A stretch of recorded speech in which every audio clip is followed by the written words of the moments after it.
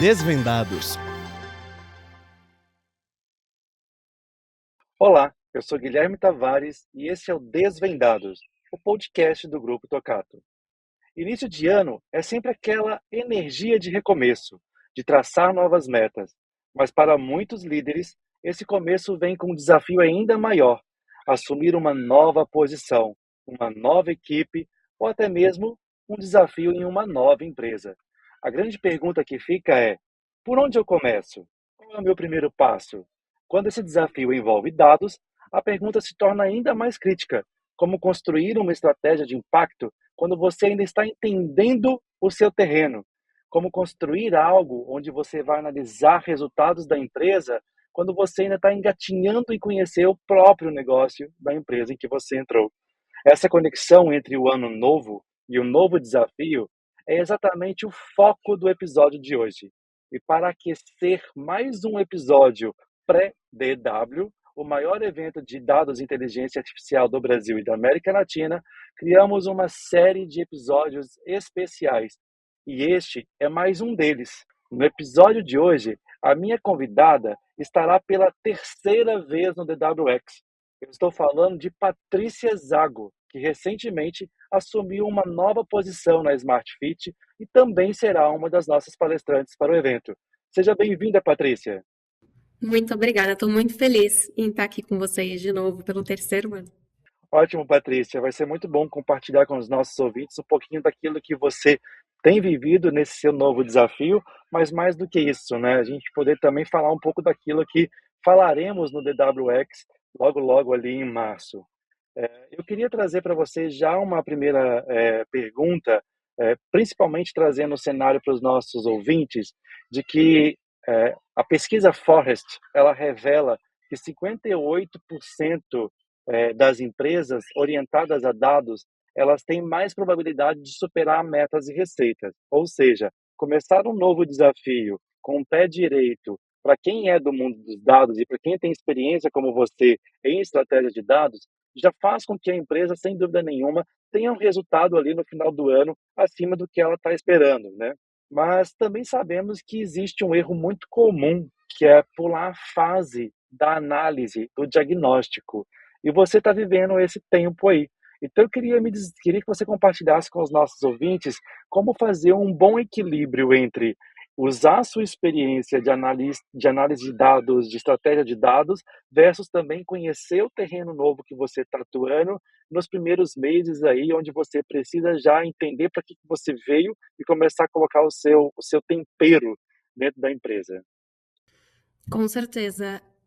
É um desafio sensacional para mim, que tem um perfil de exploração. Eu falaria que para equilibrar o jogo, eu tentaria trazer o respeito pelo que foi feito, mas não ignorando o meu histórico. Então, quando chego numa empresa nova, eu gosto muito de respeitar o que já foi feito, de conhecer primeiro, antes de eu questionar, criticar ou alguma coisa do tipo, porque eu não estava aqui, né, para poder contribuir e tudo mais.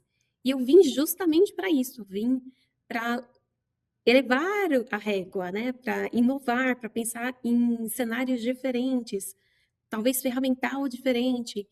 Então, eu tento chegar sempre de uma maneira muito respeitosa, mas com muita clareza do que eu acredito. Então, isso faz muita diferença para mim, porque eu acho que também eu tenho 22 anos de carreira, eu não sou facilmente ludibriada, então eu tenho uma opinião muito clara sobre a maneira que eu gosto de trabalhar, a metodologia que eu gosto de trabalhar, e eu sempre fico muito feliz quando eu encontro grandes potenciais como a Smart. A Smart é um potencial gigantesco, já nós somos o quarto maior grupo do mundo, a gente tem 23 mil funcionários, a gente opera em 16 países, então nós somos uma multinacional, a gente tem unidade até em Marrocos, Gui.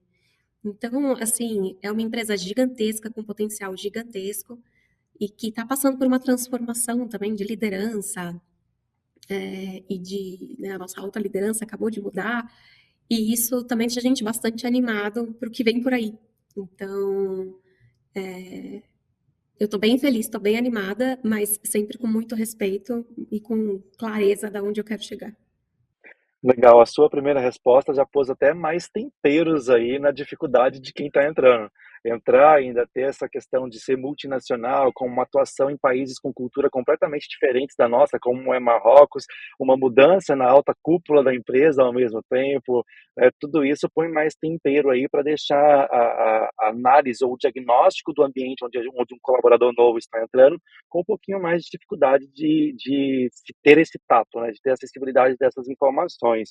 Mas a gente também sabe que uma pessoa com a experiência que você tem, mais de 20 anos de carreira, sabe quais são as dores tradicionais e básicas que a gente precisa mexer o ponteiro no início ali, porque isso já dá um belo resultado no que se espera ali da área que você está, né? Eu queria entender aqui um pouquinho de você, pensando em algo que é o desafiador, que é trabalhar no mundo de dados. Dados é algo que tem cada vez mais gerado ativo e importância financeira para as empresas, e ao mesmo tempo, o quanto um diagnóstico honesto de resultados para quem está entrando, ele é importante. Mas também como acreditar no diagnóstico diante de um momento em que você ainda não analisou a veracidade dos dados. Você que trabalha, né, vai trabalhar com isso dentro da empresa, veio para poder profissionalizar tudo isso, está analisando o histórico para começar a montar o seu quebra-cabeça mental da empresa, mas ao mesmo tempo você ainda não tem clareza da veracidade daquilo que está sendo analisado. Como que é para você esse jogo dúbio? Eu acho que para mim o mais importante é olhar o que eu já consegui de sucesso no passado para tentar ter boas práticas para o futuro. Então, olhando os históricos, né? Por exemplo, como eu fiz essa conexão no iFood, no Grupo Santander, no próprio C6, eu sempre pratiquei muito a escutativa. Eu nunca tive a visão de que eu sabia tudo. Isso me ajudou muito mais até do que os reportes antigos, porque dificilmente eu vou ter a prática de olhar um número e saber o quanto aquele número está certo.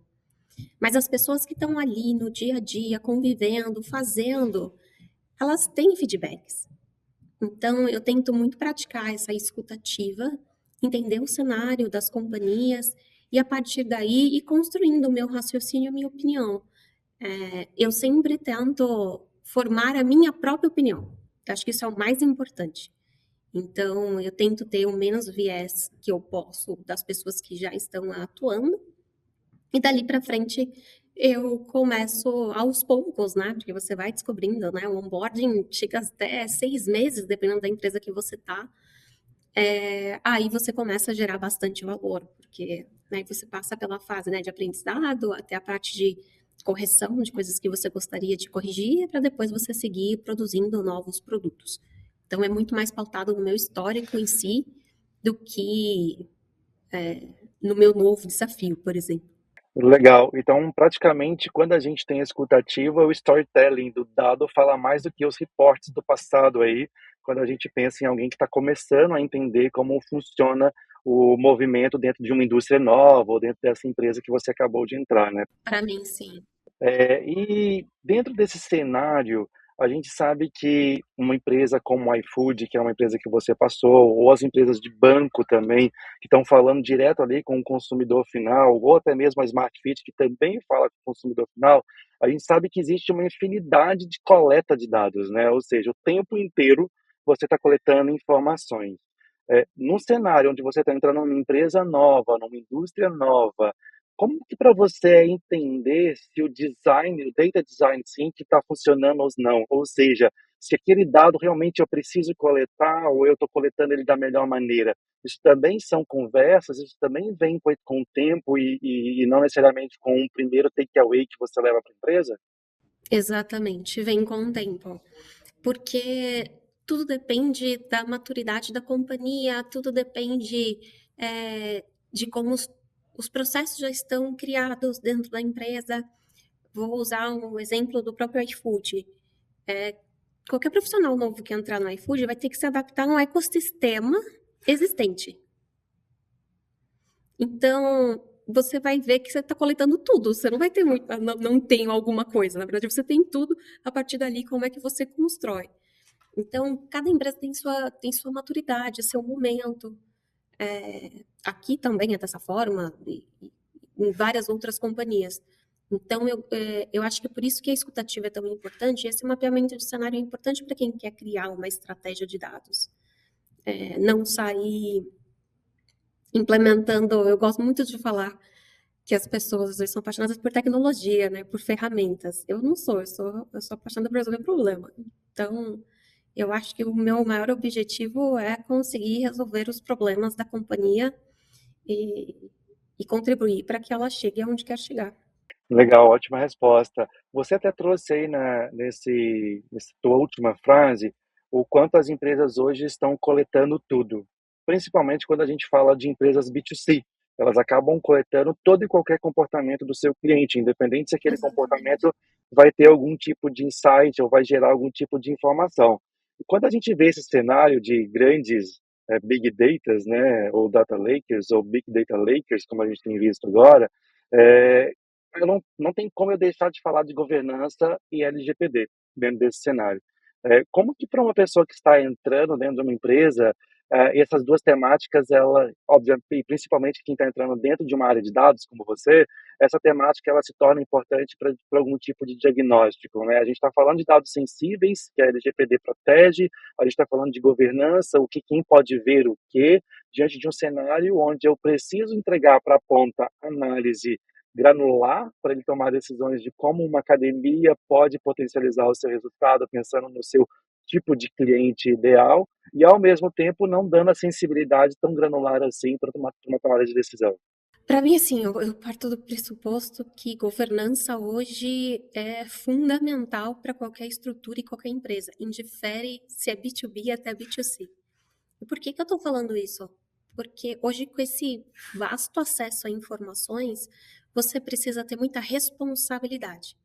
Ainda mais com o uso de LLM e de IA generativa, isso é potencializado. Então, quanto mais a gente tiver conhecimento e saber os nossos limites, né? Como usar, para que usar e como proteger as informações sensíveis que a gente possui, com certeza faz total diferença na aplicação, no produto final. Então, governança, para mim, é um dos assuntos prioritários em qualquer empresa, não é só na que eu estiver atuando e até as que eu sou cliente. Eu quero ser uma cliente com os meus dados protegidos. Então, eu acho que cada vez mais, com essa pulverização de informação, mais relevante e importante vai ser a gente ter esse tracking, essa linhagem, esse catálogo, esse entendimento sobre as informações. Legal. A gente falou bastante sobre os desafios de quem está começando numa empresa, mas eu queria agora abusar um pouco da sua experiência e não necessariamente fazer os cortes sempre sobre alguém que está entrando em algum lugar. Dados ou projeto de dados muitas vezes foi visto como centro de custo nas empresas, porque você precisa hospedar essas informações, ter backup de tudo isso, ter bons produtos que possam coletar as informações corretamente, que vão ser inseridas. Então, sempre foi visto muito como centro de custo. Na sua opinião, como eu posso transformar uma estratégia de dados visto na empresa como centro de custo, como algo que gera receita e passa a ser o que a gente poderia chamar de centro de lucro dentro da estratégia da empresa? O que eu acho importante ressaltar é que qualquer inovação precisa de um investimento. E essa evolução que a gente está tendo utilizando dados nada mais é do que investir em inovação. Porque você está colocando um investimento, né, um dinheiro, em algo para ser explorado e, a partir dessa exploração, ter um produto final para uma tomada de decisão, para algum resultado. Como funciona o modelo de machine learning, como funciona outras características que a gente tem a partir dos dados. Então, para mim, para você gerar valor, primeiro você precisa ter uma boa estrutura de foundation, que é a estruturação dos dados, conhecer esses dados e começar a fazer as perguntas certas. Então, quanto mais você explorar as informações que você tem dentro de casa, explorar o conhecimento de negócio que você tem, sem dúvida nenhuma, você vai encontrar produtos que podem gerar retorno de investimento. Toda companhia tem ou uma redução de custo por uma automatização, ou um produto que pode gerar valor. A diferença é o quanto você está disposto a massacrar esses dados para encontrar esse potencial. É igual minerar. Você precisa ter paciência e explorar, testar hipóteses para você conseguir encontrar o valor. Não é fácil fazer isso, Gui, assim, não é fácil, não é rápido, não é simples. Estruturar ambiente não é simples. Tem empresas que ter pessoas com muito tempo e muito conhecimento de negócio não é simples também. Hoje a gente vive numa era completamente diferente. Então, tudo isso leva um peso para o quanto você gasta de tempo numa camada exploratória. Mas, sem dúvida nenhuma, a partir disso, a partir desse desafio superado, você começa a encontrar potenciais e hipóteses que valem a pena o investimento. Então, sim, data é uma área que tem um custo alto, são profissionais caros, né? O custo de infraestrutura é caro, mas tem um caminho que não é simples para ser percorrido e que com certeza gera valor. Se não gerasse, a gente não estaria nem aqui, né? Nem com tanta visibilidade, não seria uma área com tanta potência como é. Então, é que o processo não é rápido, né? Às vezes a gente fica ansioso e acha que é assim a gente resolve, mas não, é matemática. Então, quanto tempo um Einstein demorou para fazer a teoria? Muito tempo. Então, eu acho que é isso que a gente precisa também ter noção, sabe? Às vezes eu vejo pessoas achando que ciência de dados é feita em uma semana, porque a generativa acelera o jogo, e não é assim. Você acabou de falar sobre um ponto que eu conecto aqui com a minha pergunta, que é a história da inteligência artificial. A gente vive e viveu, principalmente o ano passado, um hype muito grande de uso. Ou seja, todo mundo tinha uma inteligência artificial ou tem uma inteligência artificial no seu próprio smartphone ou em qualquer outro tipo de método de tecnologia, um computador ou algo assim. E o uso da inteligência artificial, por ter sido um hype, foi massivo e foi completamente sem nenhum tipo de organização. As empresas vêm criando políticas de uso de IA, vêm tentando circuitar um pouco essa temática para deixar esse uso um pouco mais governado, mas a gente sabe também que o uso da IA, muitas vezes visto como potencial centro de lucro, porque trouxe muitos projetos que poderiam trazer resultados estratosféricos para as empresas, e eles se transformaram muito mais em centro de custo, porque foram projetos que não tiveram tanta entrega, ou não tiveram a entrega esperada. 92% dos projetos hoje, que se a gente parar e analisar a nível mundial, foram frustrados com o uso da inteligência artificial. É um índice muito alto, então ainda é visto como centro de custo. Né? E aí eu sei que você vai falar no DWX um pouco sobre o uso da inteligência artificial, trazendo o foco de resultado, trazendo o foco de como transformar a inteligência artificial trazendo resultado para uma operação de uma empresa, seja ela em operação de receita, seja ela para as empresas entregarem metas ou fazerem com que as metas sejam encontradas aos resultados de uma maneira mais concreta e rápido, né? Tudo isso vai ser um pouco da provocação que você vai trazer aqui para o DW. Então eu queria que você falasse um pouquinho sobre isso, desse um spoiler aqui para os nossos ouvintes a respeito da sua visão da IA gerando resultado e aonde que você enxerga que ela gera resultado hoje e não e sai desse lugar do centro de custo. Eu acho que assim, para mim, isso pautado na minha experiência, óbvio, primeiro, a inteligência artificial não resolve tudo. A quantidade de coisa que eu escuto em relação a isso é absurda. A inteligência artificial não vai resolver um processo, não vai resolver algo que já nasce errado. O que algumas coisas vêm, que acho que o grande boom da inteligência artificial que está todo mundo usando, são os próprios multi-agents, né? Os agentes em si, a linguagem conversacional e a maneira como isso ganhou facilidade, não que não existisse, mas ganhou facilidade de uso, né? Tá mais user-friendly as camadas para você conseguir construir, então facilitou o acesso para. Mas eu realmente acredito que a gente gasta muita energia tentando usar tecnologia sem propósito. Então, quando eu falo de como é que uma inteligência artificial potencializa negócio, não é inteligência artificial para fazer robozinho para apertar botão. Não é isso que eu estou falando. O que eu estou falando é de uma hipótese que a gente vai validar, que tem resultado de investimento que você consegue medir, e aí sim você gera valor. Então, tem grandes dúvidas que rolam ainda em torno desse assunto, e eu acho natural, por ser uma área nova. E quando eu falo área nova, não é machine learning e estatística existe há muitos anos, né? A gente nem precisa questionar. É que o poder computacional agora é gigantesco e faz com que a gente consiga processar esse volume de cálculo, o que antes era muito mais difícil. Então, está facilitando o acesso a esse poder, né, a essa inteligência, porém não quer dizer que está focado onde deveria. As pessoas ainda não sabem usar, entende? Eu vejo o que eu já vi de bot para fazer umas coisas bobas, de tipo, olha a minha agenda e me fale qual é o dia que eu tô mais tranquilo.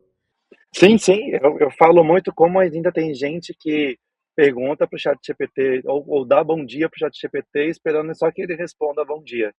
E na verdade a gente está queimando uma árvore só para ele te responder um bom dia. As pessoas ainda não têm esse aculturamento ou ainda não têm entendimento sobre o quanto é oneroso para um processamento de inteligência artificial te dar uma resposta simples como essa, ainda mais com o ChatGPT. Eu acho que assim, para mim, o que a minha palestra vai percorrer é, mas qual objetivo você tem com isso? Né? Porque qual é o propósito do que você está buscando? Você quer fazer um produto voltado para uma experiência de usuário, que aí é custo mesmo. Você não está pensando em retorno de investimento, entendeu? Ou você quer fazer um modelo de pricing inteligente para ter uma melhor precificação e para que você tenha potencialização de receita. Também é possível. Mas qual é o seu objetivo? O que, que você quer? E eu acho, assim, pela minha experiência e por cenários que eu já vi, sempre tem um trade-off, Gui. Sabe? Você tem que estar abrindo mão de alguma coisa. Então, mesmo para a inteligência artificial, ela não vai encontrar o perfeito. Entendeu? Alguma coisa vai ter determinística, alguma coisa você vai ter que criar um contorno, ou você criar um guarda-reio para que ela não faça o que você não quer que ela faça. Então, eu acho que eu acho que essa é a grande sacada de quando você quer usar de uma maneira séria inteligência artificial para potencializar resultado. Não só pelo prazer da tecnologia, sabe? Sim, legal. Eu tenho mais duas perguntas antes da gente transicionar aqui para o nosso quadro Espelho Reflexo. Uma delas é, você falou bastante de propósito nessa sua resposta, né? Você acha que o aculturamento e o uso de dados, de inteligência artificial, nasce dentro da cultura de uma empresa ou é papel do líder trazer isso para o seu departamento e depois isso se tornar cultura corporativa? Eu já vivi os dois cenários. E os dois cenários têm muito esforço. Aonde eu tive mais sucesso foi quando a cultura impulsionou. Não é que forçou, ela impulsiona. Faz com que você queira testar, experimentar, tentar. Faz com que você queira tomar decisões de uma maneira mais assertiva, de uma maneira mais consciente e não simplesmente por feeling. Então, quando a cultura da empresa faz que você seja orientada a resultados, por exemplo, você tem que comprovar esse resultado. Como é que você mede? Concorda comigo? Então, assim, quando eu falo de propósito, está muito amarrado a isso. E com certeza, assim, cultura de dados fortifica e muito a utilização e democratização da informação, né? Porque pode ser que você entre em lugares, que você trabalhe em empresas que a pessoa guarda o dado embaixo da mesa e fala: não, essa informação é minha. E a cultura vem para empurrar isso e falar: não, querido, é nosso, entende? Então, eu já trabalhei nos dois cenários, mas quando a cultura vem, é assim. quem não tá afim nem fica na empresa, entende? Exatamente. Até tem um ponto que você trouxe aí sobre, não, esse dado é meu, então eu guardo ele na gaveta comigo, que tem muito a ver com a minha última pergunta para ti. É, quando eu guardo um dado dentro da minha gaveta, quando eu penduro ele na parede, eu estou falando que a estratégia de dados da empresa, ele está lá, estagnado, é só de uma pessoa, só aquela pessoa vai ter a visão daquilo. Mas a gente sabe que, na verdade, uma estratégia de dados precisa funcionar como um GPS, como um Waze, que o tempo inteiro está recalculando rota, recalibrando, mostrando novos caminhos, novos, né, potenciais erros ali, seja um buraco, ou seja a presença de uma polícia, ou uma curva que teve um acidente e ela te recalcula e te leva para outro lugar. É assim que funciona a estratégia de dados, no meu ponto de vista. E eu queria saber se na tua experiência você viu isso também, se é o tempo inteiro reinventando, o tempo inteiro recalibrando, o tempo inteiro mudando a rota.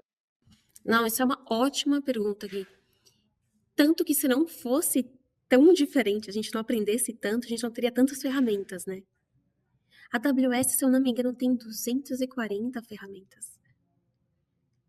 Se a gente não precisasse, certo? A gente não estivesse mudando, em constante mudança, descobrindo coisas novas, eles teriam parado nas 10 primeiras para fazer o básico, né? Não precisava avançar tanto assim. Então, eu fico pensando que, para mim, você tem que pensar que é tudo mutável. Então, eu nunca crio nada, eu não gosto de criar nada nas empresas que eu passo, pensando que aquilo é meu, que ninguém nunca mais vai mexer, que ninguém mais vai editar. Não, eu quero ter orgulho do legado que eu criei.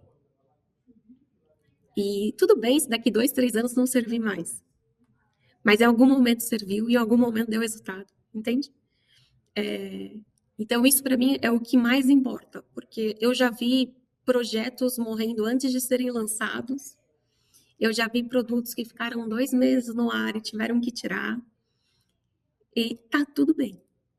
Para mim tá tudo bem, entendeu? Eu perdi esse apego às minhas teorias e ao meu conhecimento técnico. Não tenho mais. Eu tenho muito mais apego à empresa, para onde a gente vai, o quanto eu posso potencializar, ensinar, testar e formar pessoas, sabe? Então eu vou muito mais por esse caminho. Mas não tem uma empresa que eu não passei que não teve mudanças assim gigantescas em meses. Não é que demora anos para mudar, não, é em meses. E quanto mais a gente descobre novas formas de usar a tecnologia, mais a gente vai sofrer desse mal também, né? De fazer as mudanças, de sofrer por não estar participando de todas as mudanças, né? O FOMO está aí para isso, que é para te lembrar que você tem medo, realmente não está acompanhando todas essas mudanças que estão ocorrendo.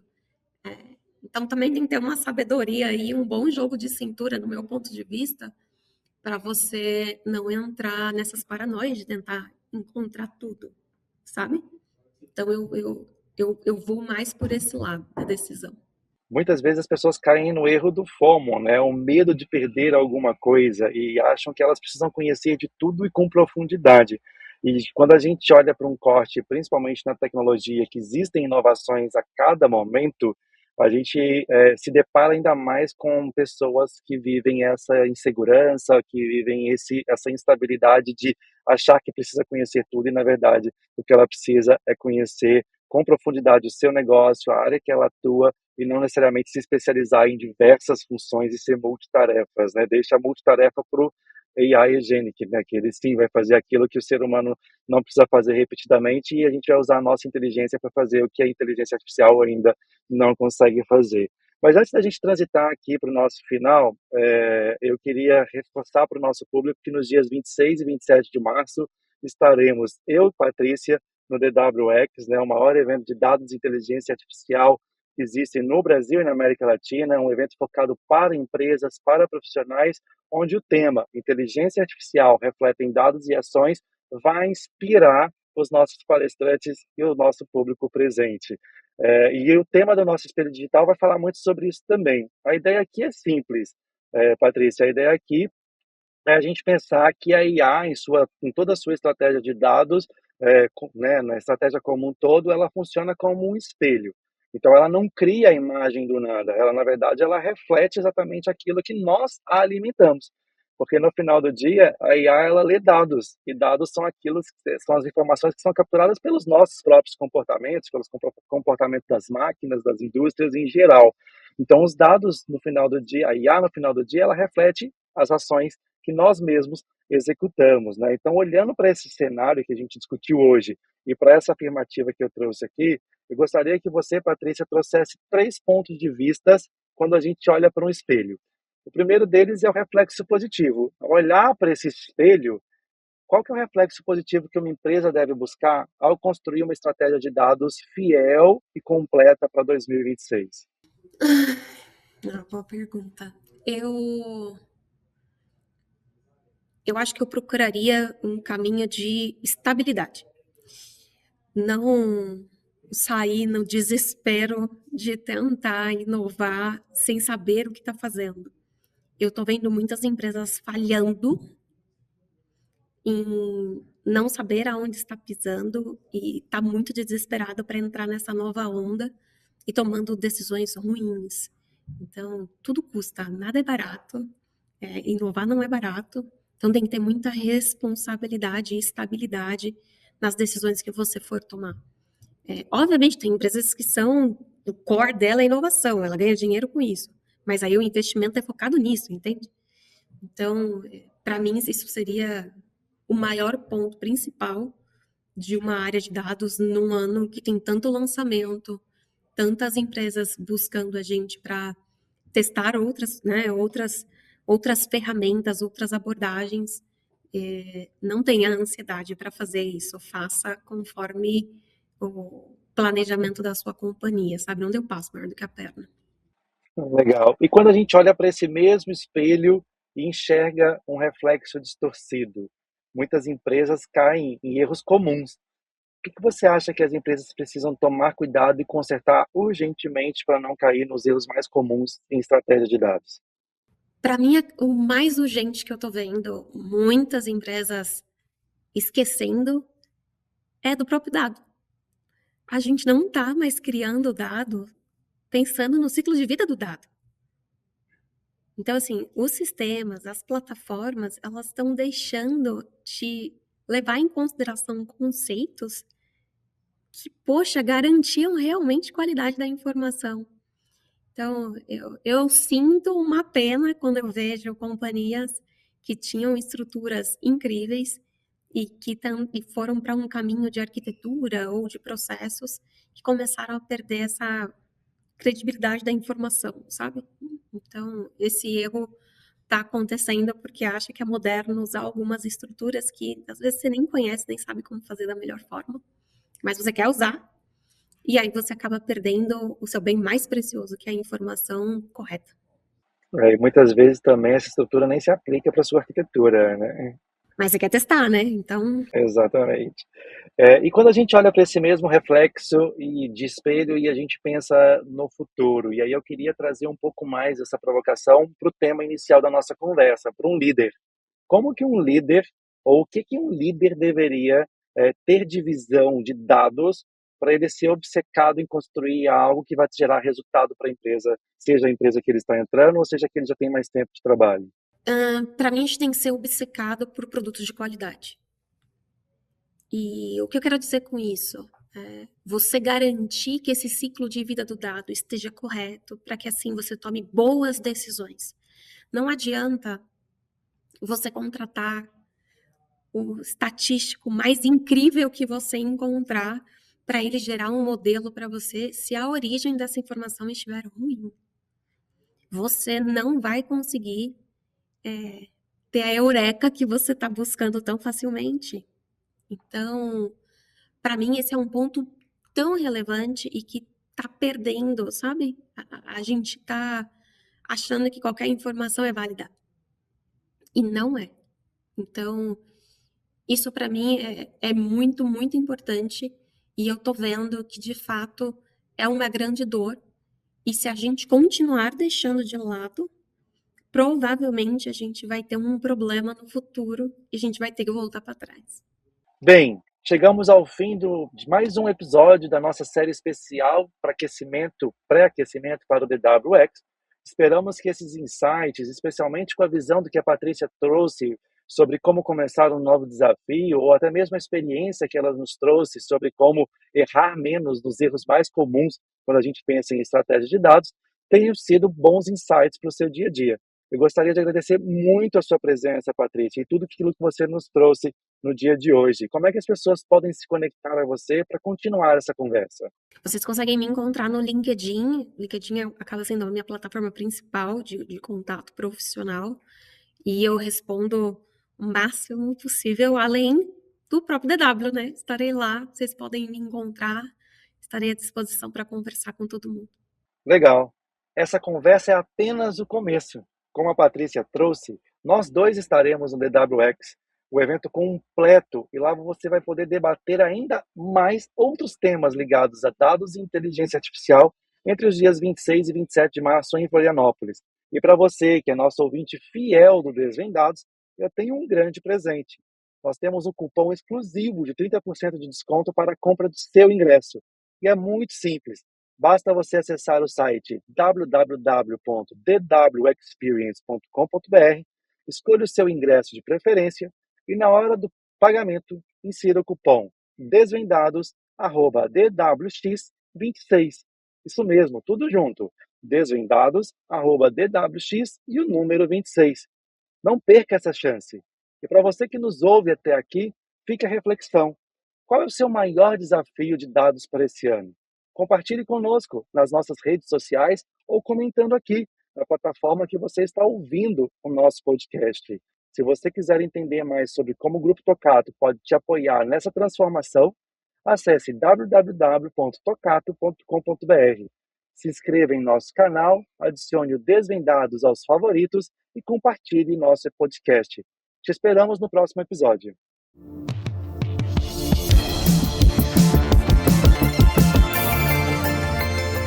Desvendados,